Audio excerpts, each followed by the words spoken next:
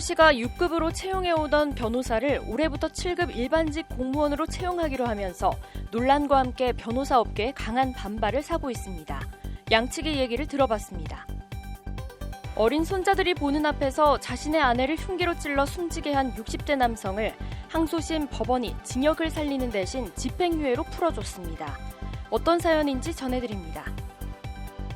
대학교 내에 새로 지은 기숙사도 부동산 개발 부담금 부과 대상이라는 법원 판결이 나왔습니다. 대학 측은 기숙사가 교육지원 시설이라고 주장했지만 재판부는 받아들이지 않았습니다. 프리랜서 PD가 노동자 지위를 인정해달라며 방송사를 상대로 낸 소송 1심에서 패소하자 극단적인 선택을 했습니다. 남승한 변호사와 관련 내용과 법적 쟁점 짚어봤습니다.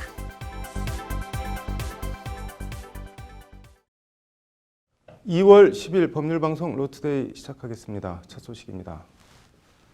서울시가 올해부터 변호사를 채용할 때 기존 임기제 6급과는 달리 일반직은 7급으로 채용하기로 방침을 정하면서 논란과 함께 변호사 업계의 반발을 사고 있습니다. 변호사 7급 공무원 채용 논란과 쟁점을 장한지 기자가 취재했습니다. 서울시가 올해부터 변호사를 7급 일반직 공무원으로 채용합니다. 서울시는 기존 변호사의 경우엔 6급으로 채용해왔는데 임기제와 일반직을 떠나 변호사를 7급 공무원으로 뽑는 건 중앙부처를 포함해 이번이 처음입니다. 서울시 관계자는 7급 공무원 공채와 별도로 변호사만을 대상으로 뽑는 것일 뿐 하는 일은 일반 공무원과 크게 다른 게 없다고 강조했습니다. 공무원처럼 계속 돌면서 이렇게 순환하면서 이제 근무를 하시는 거거든요. 네. 그러니까 꼭 법률에 국한되는 게 아니고 법률적인 지식을 가졌는데 전체 일반직 공무원이랑 이제 근무하는 걸 똑같이 해서 가는 거거든요. 이에 따라 군복무를 마친 남성 변호사의 경우엔 공무원 봉급표에 따른 7급 2에서 3호봉급여가, 여성 변호사의 경우엔 7급 1호봉급여가 지급됩니다. 별도의 추가 변호사 자격증 수당 등은 계획하고 있지 않다는 것이 서울시 측의 설명입니다. 쉽게 말해 채용 경로만 다를 뿐 일반직 7급 공무원과 하는 업무도 대우도 똑같이 하겠다는 구상입니다. 2020년 공무원 봉급표에 따르면 6급 1호봉급여는 208만 7천 원이고 7급 1호봉은 187만 2,900원으로 6급은 200만 원대에서 시작하는 반면 7급은 100만 원 후반대에서 시작합니다. 이런 개념은 아니고 법률적인 마인드를 가졌지만 일반직 공무원에 똑같이 전보를 하면서 이렇게 전보라고 하면 부서 이동을 하면서 똑같이 근무하는 거거든요. 하지만 이게 승진하는 게 사실 굉장히 어렵거든요. 네, 6급으로 뽑아도 한 곳에만 법무 담당과 법률지원 담당과 이런 데만 있으면 승진하는 게 굉장히 좀 제한적일 수밖에 없거든요. 서울시는 또 법률 업무에 국한한 6급을 뽑지 않고 7급을 선발하면 채용 자체의 기회와 문호도 더 넓어질 것이라고 강조합니다. 지난 2017년 5명, 지난 2018년 3명의 변호사를 채용했던 서울시는 지난해엔 단 1명의 변호사도 채용하지 않았습니다. 채용 확대와 보직 순환 근무를 통한 승진 기회를 제공함으로써 서울시는 양질의 자원을 얻고 채용 변호사는 평생 직장을 얻게 되는 윈윈 방안이라는 것이 서울시의 설명입니다. 하게 되면은 채용을 할 수 있는 인원도 한정이 돼 있거든요. 그래서 이제 그런 부분도 있고요. 아주 조금씩 뽑았었잖아요. 그전에는 주로 이제 뽑으면 이제 확대 채용에 하려고 뽑는 거니까요. 그렇게 하는 거니까요. 서울시의 이런 입장에도 변호사 업계는 시큰둥하다 못해 불쾌하다는 반응입니다. 대한변호사협회의 공식 입장을 듣기 위해 변협 대변인인 김영미 변호사에게 입장을 물었지만 변협 차원의 공식 대응은 없고 사견임을 전제로 법률적인 업무를 맡길 게 아니냐면 왜 굳이 변호사를 뽑냐고 반문합니다. 근데 이제 많이 채용해 주는 것은 감사하긴 한데 그 직급을 7급까지 낮춰서 하면서 업무도 변호사로서의 고위 업무가 아니라 그냥 자격증은 어떻게 보면 덤으로 취급을 하면서 행정 업무를 다소 맡기겠다는 건데 그 후의 다과하고는 상관없이 그냥 처음부터 근본적인 문제가 있지 않나. 너무 변호사라는 자격 자체를 너무 편한 게 아닌가라는 그런 생각. 변호사 수가 증가하면서 시장이 포화 상태가 돼가는 점을 이용해 채용 확대를 명분으로 변호사들을 7급 공채로 일종의 입도 선매를 하려는 게 아니냐는 말이 나옵니다. 이는 다시 7급 공무원 시험 준비생에 대한 2차 피해로 이어질 것이라는 게 김영미 변호사의 지적입니다.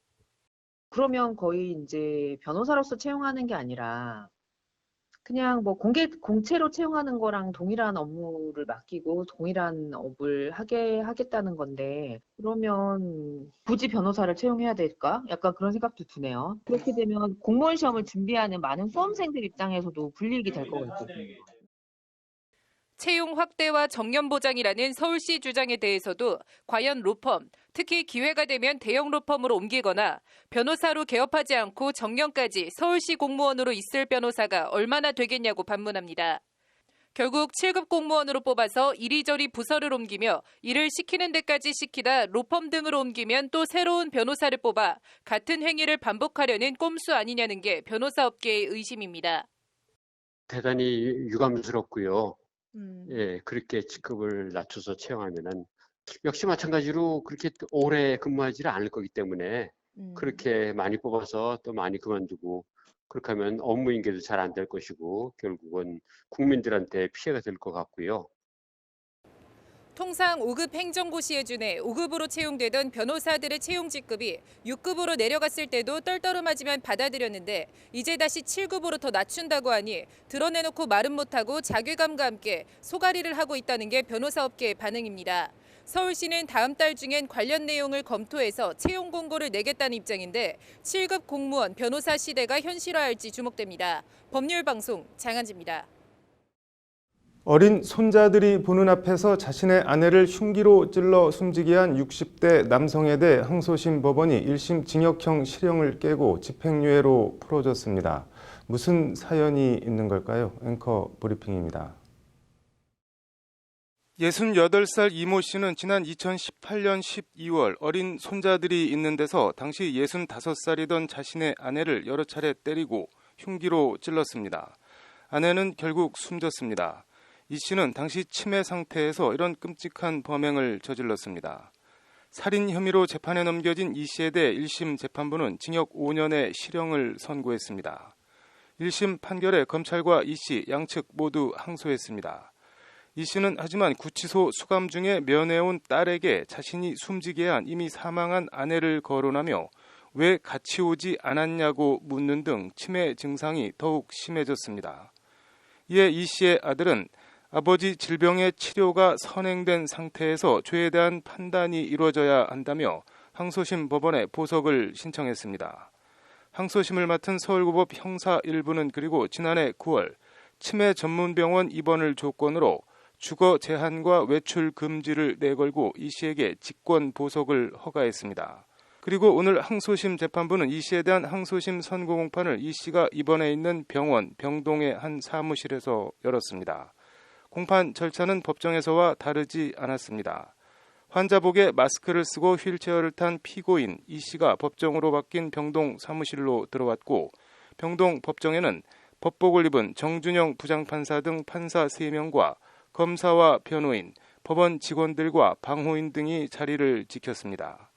이 씨의 아들도 재판을 지켜보는 가운데 검사는 개인적으로 안타까움을 금할 수 없는 사건이라면서도 검사로서는 국가 기능과 국민을 보호하기 위한 입장에서 말씀드릴 수밖에 없다며 1심과 같이 징역 12년을 구형했습니다.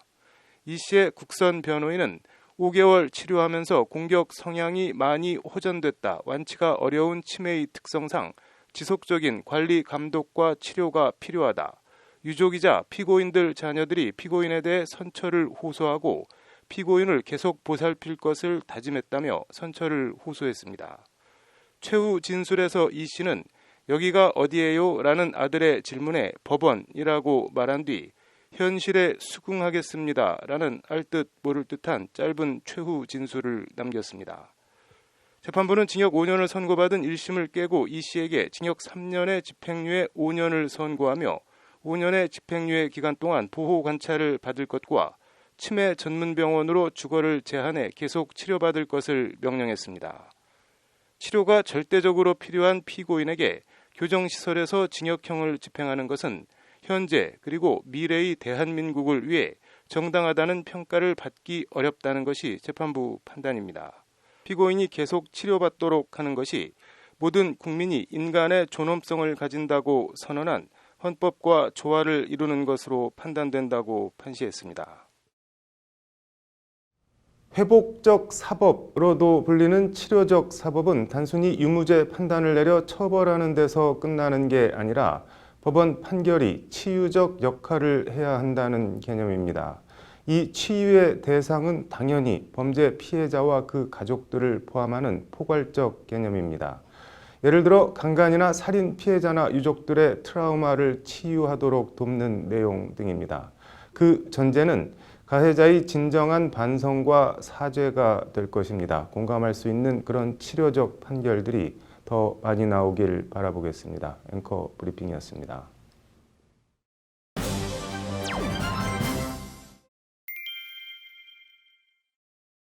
네, 남승환 변호사의 시사법률, 오늘은 방송국 비정규직 프리랜서 얘기해 보겠습니다. 변호사님, 얼마 전에 CJB 청주방송 여기서 10여 년간 프리랜서 PD로 일했던 30대 PD가 스스로 목숨을 끊었다고 하는데 어떤 일인가요? 네, 고 이재학 PD라고 하는 분입니다. 네. 2004년에 조연출로 청주방송에 입사해서 프리랜서 네. PD 신분으로 14년 가까이 14년간 네. 일했고요. 임금 인상 문제로 회사와 갈등을 빚다가 2018년 4월에 하던 일을 그만두게 되면서 이제 일자리를 잃었습니다. 네. 그만두게 된 후 4개월 정도 지나서 네. 청주방송을 상대로 근로자 지위 확인 소송을 냈는데 네. 지난달 22일에 1심에서 패소했습니다. 네.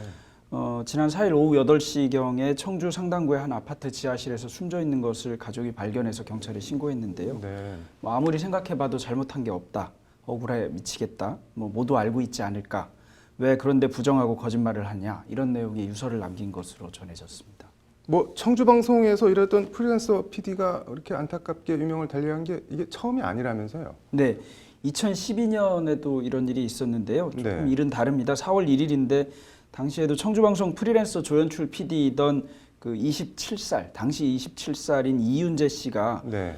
밤샘 작업 후 퇴근했다가 네. 오전에 직장 동료들과의 축구 경기를 위해서 축구하다가 네. 쓰러져서 사망했습니다. 네. 사인은 과로에 의한 시민성 쇼크였는데요. 네. 이 망인은 2011년 7월에 청주방송과 프리랜서 조연출 계약을 맺고 촬영과 편집 업무를 담당했습니다. 네. 일주일에 이틀 정도는 밤샘 편집해야 됐다고 하고요. 네. 그렇게 입사해서 열악한 네. 환경에 시달리다가 입사해서 10개월도 안 돼서 사망했습니다. 네. 그런데 이런 프리랜서 PD들이 받는 급여는 법적으로는 임금이 아니라는데 이건 무슨 말인가요?